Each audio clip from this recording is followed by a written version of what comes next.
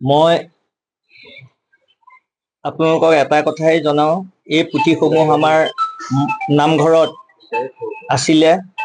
তাত মণিকূটৰ অৱস্থা তেতিয়া বেয়া আছিলে। 1992 চনত মণিকূট যেতিয়া ভাঙে পুথিসমূহ প্ৰায় নষ্ট হৈ যোৱা উপক্ৰম হৈছিলে।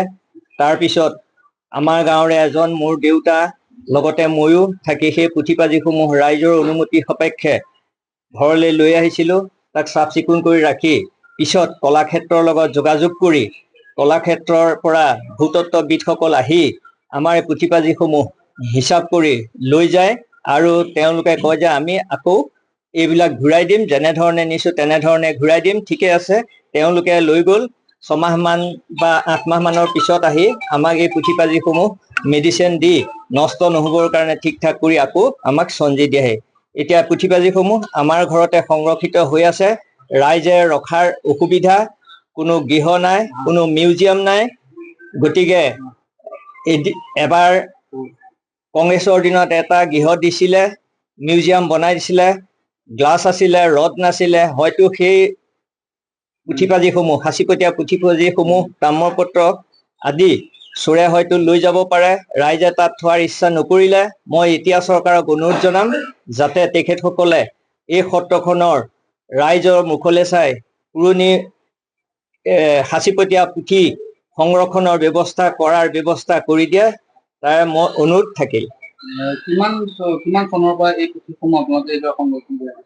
1990 চনৰ মানৰ পৰা আছে আৰু 92 চনত ধৰক হেৰিটো মণিকূট ভাঙিছিলে।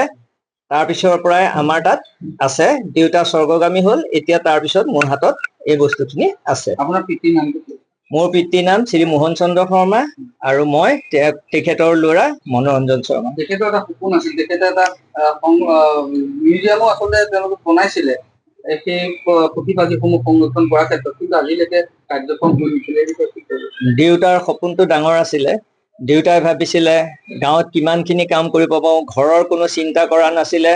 মন্দিৰৰ কাৰণে চিন্তা কৰিছিলে, গাঁৱৰ কাৰণে চিন্তা কৰিছিলে। আজি মন্দিৰৰ কমিউনিটি হলটো এতিয়া যিটো ঘৰ হৈছে আমাৰ বিজেপি চৰকাৰৰ দিনত, সেই ঘৰটো দখল কৰি আছিলে। দেউতাই অকলে কেছ কৰি সেই মাটি উদ্ধাৰ কৰিছিলে।